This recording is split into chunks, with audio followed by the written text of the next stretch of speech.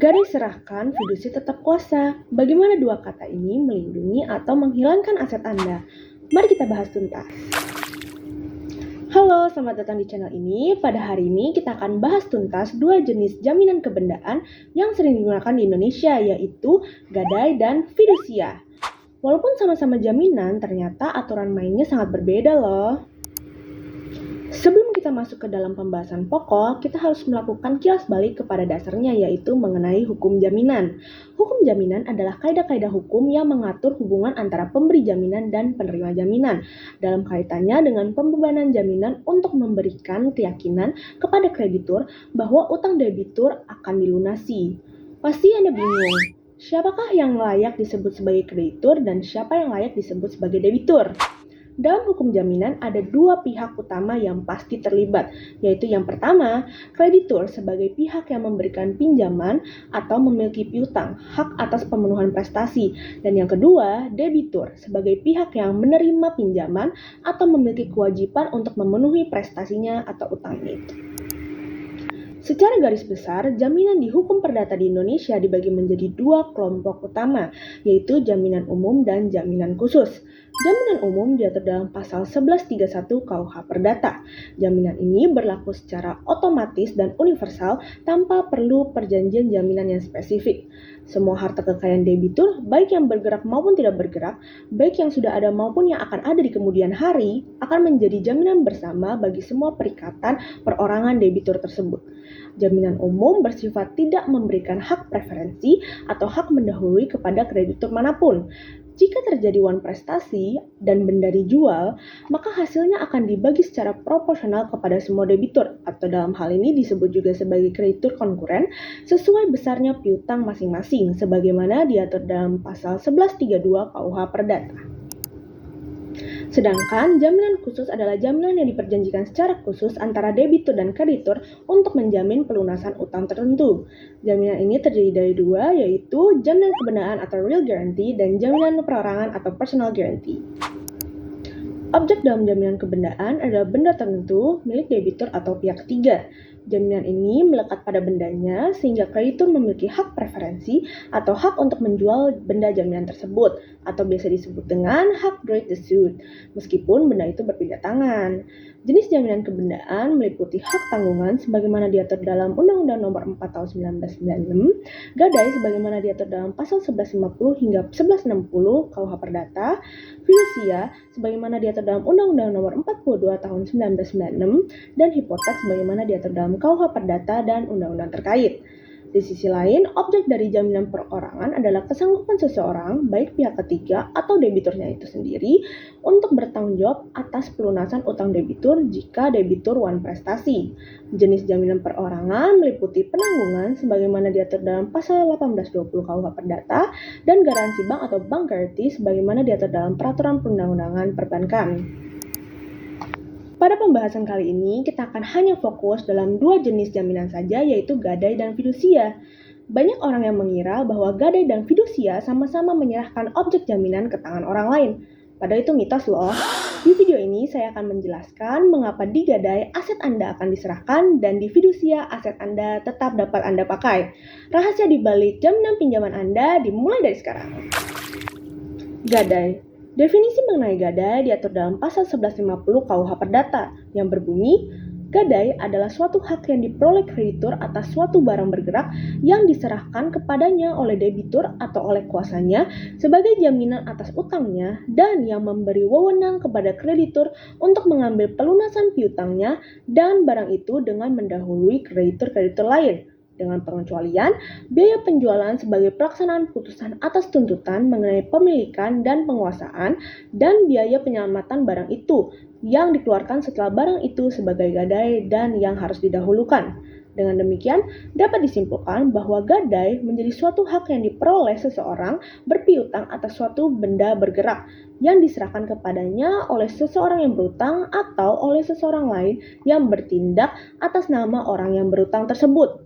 Dasar hukum mengenai gadai diatur dalam pasal 1150 hingga 1160 KUH Perdata. Objek jaminan utama dalam gadai adalah benda bergerak seperti halnya emas, kendaraan, benda elektronik, dan masih banyak lagi. Unsur-unsur dalam gadai adalah yang pertama, utang sebagai pokok hubungan. Yang kedua, penyerahan fisik barang jaminan. Dan yang ketiga, benda bergerak, material maupun imaterial. Pada gadai berlaku prinsip embedded styling, di mana objek jaminan gadai diserahkan secara fisik atau nyata oleh debitur kepada kreditur. Hak gadai atas barang bergerak yang berwujud dan atas piutang bahwa timbul dengan cara menyerahkan gadai itu kepada kekuasaan kreditur atau orang yang memberikan gadai atau yang dikembalikan atas kehendak kreditur. Hak gadai hapus bila gadai itu lepas dari kekuasaan pemegang gadai sebagaimana diatur dalam pasal 1152 KUH Perdata. Sehingga dalam gadai tidak boleh objek jaminan gadai tetap dipegang atau dikuasai oleh debitur. Gadai merupakan perjanjian yang bersifat aksesorier, yang bermakna bahwa perjanjian muncul akibat adanya perjanjian pokok. Di dalam gadai, unsur yang terpenting adalah benda yang dijaminkan harus benda dalam penguasa pemegang gadai. Perjanjian mengenai gadai tidak harus dibuat oleh notaris atau pejabat khusus yang membuat akta otentik, melainkan dapat dibuat di bawah tangan atau melalui lisan. Sebagai contoh, seseorang mau menggadaikan emas ke penggadaian, maka emas tersebut harus diberikan secara nyata-nyata atau fisik kepada pegadaian. Namun, hal ini tidak terjadi levering atau salah satu cara pengalihan hak kebendaan, melainkan hanya peralihan penguasaan. Jaminan gadai dapat dihapus karena beberapa hal, yaitu yang pertama, pelunasan utang oleh debitur secara penuh. Yang kedua, pelepasan gadai oleh kreditur secara sukarela meskipun utang belum sepenuhnya dibayar oleh debitur. Dan yang ketiga, musnahnya atau hilangnya objek gadai, sebagaimana diatur dalam pasal 1131, 1156, dan 1338 KUH Perdata. Lantas, bagaimana kalau debitur wanita prestasi? Dalam hal debitur atau pemberi gadai tidak memenuhi kewajibannya, maka kreditur tidak diperkenankan untuk mengalihkan barang yang digadaikan itu menjadi miliknya, sebagaimana diatur dalam pasal 1154 KUH Perdata, melainkan kreditur harus melewati proses lelang terlebih dahulu. Layaknya jaminan kebendaan, gadai menganut hak preferen atau hak pelunasan yang didahulukan dibanding kreditur lainnya. Selama proses pengalihan penguasaan, kreditur memiliki kewajiban untuk menjaga atau merawat objek jaminan gadai, sehingga dalam hal terjadi kerusakan atau kehilangan atas jaminan objek gadai tersebut akan menjadi tanggung jawab kreditur. Kreditur bertanggung jawab atas kerugian atau susutnya barang gadai itu, sejauh hal itu terjadi akibat kelalaiannya, sebagaimana diatur dalam pasal 1157 KUH Perdata. Selama pemegang gadai itu tidak menyalahgunakan barang yang diberikan kepadanya sebagai gadai, maka debitur tidak berwenang untuk menuntut kembali barang itu sebelum ia membayar penuh, baik jumlah utang pokok maupun bunga dan biaya utang yang dijamin dengan gadai itu, beserta biaya yang dikeluarkan untuk penyelamatan barang itu, sebagaimana diatur dalam pasal 1159 KUH Perdata. Sifat gadai tidak bisa dibagi-bagi sebagaimana diatur dalam pasal 1160 KUH Perdata. Dengan demikian, objek jaminan gadai hanya dapat dikembalikan apabila telah dilakukan pelunasan utang secara keseluruhan. Eksekusi dalam gadai dapat dilakukan dengan dua cara, yaitu eksekusi langsung dan eksekusi melalui putusan pengadilan. Dalam praktik, bisa terjadi peralihan hak kepemilikan atas benda gadai tanpa persetujuan debitur atau tanpa prosedur hukum yang sah. Misalnya, jika kreditur secara sepihak menjual atau mengalihkan benda gadai dan atau benda yang menjadi objek gadai digadaikan ulang kepada pihak ketiga tanpa sepengetahuan pemilik. Hal ini bertentangan dengan pasal 1155 KUH Perdata yang melarang kreditur mengambil alih atau memiliki objek gadai secara otomatis. Peralihan kepemilikan benda gadai tanpa dasar hukum yang sah dinyatakan batal demi hukum. Fidusia. Definisi mengenai fidusia diatur dalam pasal 1 angka 1 Undang-Undang Jaminan Fidusia yang berbunyi, fidusia adalah pengalihan hak kepemilikan suatu benda atas dasar kepercayaan dengan ketentuan bahwa benda yang hak pemilikannya dialihkan tersebut tetap dalam penguasaan pemilik benda. Dengan demikian, dapat disimpulkan bahwa fidusia menjadi hak jaminan atas benda bergerak baik yang berwujud maupun tidak berwujud dan benda tidak bergerak. Dasar hukum fidusia diatur dalam Undang-Undang Nomor 42 Tahun 1999 tentang jaminan fidusia. Objek jaminan utama dalam fidusia adalah objek bergerak, baik yang berwujud maupun tidak berwujud, dan objek tidak bergerak tertentu, seperti halnya kapal dengan berat 20-50 ton, yang tidak diatur dalam hak tanggungan sebagaimana diatur dalam bagian penjelasan Undang-Undang Jaminan Fidusia. Perjanjian mengenai fidusia harus dibuat oleh notaris, sebagaimana diatur dalam Pasal 5 Ayat 1 Undang-Undang Jaminan Fidusia. Akta notaris berfungsi sebagai akta jaminan fidusia dengan kekuatan pembuktian yang sempurna. Akta ini memuat identitas pemberi dan penerima fidusia, data perjanjian pokok yang dijamin fidusia, uraian mengenai benda-benda yang menjadi objek jaminan fidusia, nilai penjaminan, dan nilai benda yang menjadi objek jaminan fidusia sebagaimana diatur dalam Pasal 6 Undang-Undang Jaminan Fidusia. Akta notaris menjadi syarat mutlak agar jaminan fidusia tersebut dapat didaftarkan yang kemudian akan menghasilkan sertifikat jaminan fidusia. Menurut Pasal 14 Undang-Undang Jaminan Fidusia, sertifikat jaminan fidusia memuat yang pertama, nama dan alamat pemberi dan penerima fidusia, yang kedua, tanggal, nomor akta dan nama notaris, yang ketiga, data objek jaminan fidusia, yang keempat, nilai penjaminan, yang kelima, nilai objek, dan yang terakhir, tanggal penerbitan dan nomor registrasi. Fidusia dapat menjamin utang yang telah ada, utang yang akan timbul di kemudian hari yang telah diperjanjikan dengan jumlah tertentu, dan utang yang pada saat eksekusi dapat ditentukan jumlahnya berdasarkan perjanjian pokok yang menimbulkan kewajiban memenuhi suatu prestasi, sebagaimana diatur dalam Pasal 7 Undang-Undang Jaminan Fidusia. Benda yang dijaminkan oleh jaminan fidusia wajib didaftarkan. Pendaftaran jaminan fidusia dilakukan pada kantor pendaftaran fidusia. Apabila objek tidak didaftarkan, maka dianggap tidak pernah terjadi fidusia. Apabila objek berada di luar negeri, maka tetap didaftarkan di Kementerian Hukum Republik Indonesia sebagaimana diatur dalam Pasal 11 Undang-Undang Jaminan Fidusia. Constitutum possessorium. Hal itu berarti hak milik beralih dari debitur kepada kreditur di mana objek jaminan itu berada. Jaminan fidusia tetap mengikuti benda yang menjadi objek jaminan fidusia dalam tangan siapapun benda tersebut berada, kecuali pengalihan atas benda persediaan yang menjadi objek jaminan fidusia sebagaimana diatur dalam Pasal 20 Undang-Undang Jaminan Fidusia.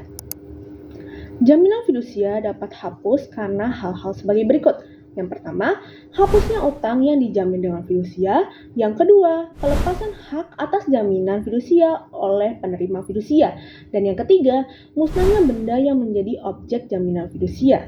Penerima fidusia wajib memberitahukan kepada kantor pendaftaran fidusia mengenai hapusnya jaminan fidusia dengan melampirkan pernyataan mengenai hapusnya utang, pelepasan hak, atau musnahnya benda yang menjadi objek jaminan fidusia sebagaimana diatur dalam Pasal 25 Undang-Undang Jaminan Fidusia. Jaminan fidusia mengatur asas droit de préférence, di mana kreditur yang memiliki jaminan fidusia mendapatkan pelunasan hutang yang lebih didahului dibanding kreditur lainnya, atau dapat disebut juga dengan hak mendahului. Hak yang didahulukan dari penerima fidusia tidak dapat hapus karena adanya kepalitan dan atau likuidasi pemberi fidusia, sebagaimana diatur dalam Pasal 27 Undang-Undang Jaminan Fidusia. Seperti yang telah disampaikan sebelumnya, jaminan fidusia memiliki dasar kepercayaan, di mana dalam peralihan hak milik, hak penguasaan tetap ada pada debitur atau droit de suite. Sebagai contoh, seseorang mau menjadikan motornya sebagai objek jaminan fidusia, namun tidak mau objek tersebut beralih, sehingga dapat menggunakan BPKB sebagai penggantinya yang tetap memiliki nilai yang sama. Debitur dapat tetap menguasai motor tersebut, namun apabila sewaktu-waktu debitur gagal dalam melunasi hutangnya, maka kreditur dapat menguasai motor tersebut secara legal. Selain asas kepercayaan yang sudah disampaikan sebelumnya, terdapat dua asas lagi yang menjadi dasar jaminan fidusia. Yang pertama adalah asas publisitas. Sebagai jaminan kebendaan, fidusia harus diketahui oleh pihak ketiga untuk menjamin kepastian hukum. Publisitas ini juga dimaksudkan untuk mencegah prestasi debitur terhadap lebih dari satu kreditur atau double pledge. Dan yang kedua adalah asas keadilan. Fidusia memberikan perlindungan terhadap kreditur yang diberikan hak preferen dan title eksekutorial terhadap debitur yang masih diberikan penguasaan atas benda untuk kepentingan usaha atau konsumsi dan terhadap pihak ketiga agar dapat mengetahui status hukum objek tertentu melalui sistem pendaftaran. Asas keadilan ini berfungsi untuk menyeimbangkan hak dan kewajiban para pihak dan menghindari penyalahgunaan posisi dominan dalam perjanjian pembiayaan. Biaya fidusia tergantung pada nilai penjaminan objek yang dijadikan kredit. Biaya tersebut mengacu kepada Peraturan Pemerintah Nomor 28 Tahun 2019 tentang jenis dan tarif atas jenis penerimaan negara bukan pajak yang berlaku pada Kementerian Hukum dan HAM. Dalam hal debitur atau pemberi fidusia cedera janji, maka eksekusi terhadap benda yang menjadi objek jaminan fidusia dapat dilakukan dengan cara pelaksanaan titel eksekutorial oleh penerima fidusia. Penjualan benda yang menjadi objek jaminan fidusia atas kekuasaan penerima fidusia sendiri melalui pelelangan umum serta mengambil pelunasan piutangnya dari hasil penjualan atau penjualan di bawah tangan yang dilakukan berdasarkan kesepakatan pemberi dan penerima fidusia jika dengan cara demikian dapat diperoleh harga tertinggi yang menguntungkan para pihak sebagaimana diatur dalam pasal 29 ayat 1 Undang-Undang Jaminan Fidusia. Pemberi fidusia wajib menyerahkan benda yang menjadi objek jaminan fidusia dalam rangka pelaksanaan eksekusi jaminan fidusia sebagaimana diatur dalam pasal 30 Undang-Undang Jaminan Fidusia. Setelah menguraikan mengenai gadai dan fidusia, maka dapat disimpulkan bahwa keduanya memiliki beberapa persamaan dan beberapa perbedaan. Persamaan antara gadai dan fidusia adalah yang pertama, keduanya merupakan hak jaminan kebendaan, di mana itu merupakan hak mutlak atas benda. Ini berarti hak jaminan tersebut melekat pada bendanya dan bukan pada orangnya, sehingga dapat dipertahankan walaupun benda tersebut berpindah tangan. Yang kedua, keduanya bersifat aksesorir, yaitu perjanjian ikutan, yang keberadaannya tergantung pada perjanjian pokok, baik utang piutang maupun kredit. Sehingga apabila perjanjian pokok tersebut batal atau lunas, maka secara otomatis gadai dan fidusia tersebut berakhir. Yang ketiga, memberikan hak preferensi atau hak mendahului. Kedua lembaga jaminan ini memberikan hak kepada kreditur, yaitu kreditur separatis, untuk didahulukan pelunasannya dari hasil penjualan benda jaminan dibandingkan dengan kreditur lain, yaitu kreditur konkuren.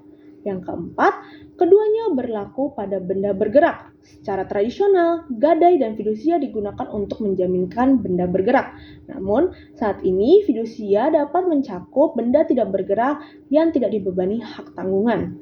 Yang kelima, adanya hak paid execution. Keduanya memberikan kewenangan kepada kreditur, yaitu pemegang jaminan, untuk menjual sendiri benda jaminan di muka umum tanpa memerlukan putusan pengadilan apabila debitur prestasi atau gagal bayar. Selanjutnya, perbedaan antara gadai dan fidusia. Yang pertama akan ditinjau dalam aspek objek jaminan. Dalam gadai itu hanya berlaku bagi benda bergerak, sedangkan dalam fidusia berlaku bagi benda bergerak baik berwujud maupun tidak berwujud dan benda tidak bergerak tertentu yang tidak dapat dibebani hak tanggungan. Yang kedua, aspek penguasaan objek. Dalam gadai, benda jaminan diserahkan secara fisik kepada kreditur atau penerima gadai. Debitur tidak dapat menggunakan benda tersebut. Sedangkan dalam fidusia, benda jaminan tetap berada dalam penguasaan debitur atau pemberi fidusia dan dapat terus digunakan. Yang ketiga, dalam aspek peralihan hak. Dalam gadai, hak milik atas benda tetap pada debitur atau pemberi gadai.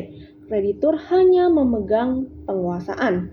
Dalam fidusia, hak kepemilikan atas benda berpindah kepada kreditur atau penerima fidusia sebagai jaminan, namun penguasaan fisiknya tetap ada pada debitur. Yang keempat, dalam aspek pendaftaran dan akta. Gadai tidak wajib didaftarkan secara resmi. Perjanjian tidak wajib dibuat dengan akta notaris. Sedangkan dalam fidusia wajib dibuat dengan akta notaris dan didaftarkan pada kantor pendaftaran fidusia. Pendaftaran tersebut akan menghasilkan sertifikat jaminan fidusia. Yang kelima, dalam aspek kekuatan hukum. Di gadai, kekuatan eksekutorial berasal dari hak untuk menjual benda gadai jika debitur wani prestasi. Sedangkan dalam fidusia, sertifikat jaminan fidusia memiliki kekuatan eksekutorial yang setara dengan putusan pengadilan yang berkekuatan hukum tetap. Yang keenam, pembebanan ulang. Dalam gadai, benda gadai tidak dapat dibebankan berkali-kali kepada kreditur yang berbeda karena penguasaannya hanya pada satu pihak. Sedangkan dalam fidusia, benda jaminan fidusia dapat dibebani berkali-kali sepanjang nilainya mencukupi dan diatur dalam perjanjian karena penguasaannya tetap pada debitur. Jadi, kesimpulannya adalah apabila Anda membutuhkan jaminan secara cepat dan tidak masalah apabila kehilangan penguasaan barang sementara, maka pilihlah gadai. Namun, apabila Anda membutuhkan jaminan agar tetap bisa menggunakan aset Anda, maka pilihlah fidusia. Tapi, pastikan fidusia Anda terdaftar. Sekian video mengenai penjelasan gadai dan fidusia. Terima kasih sudah mendengarkan. Semoga bermanfaat.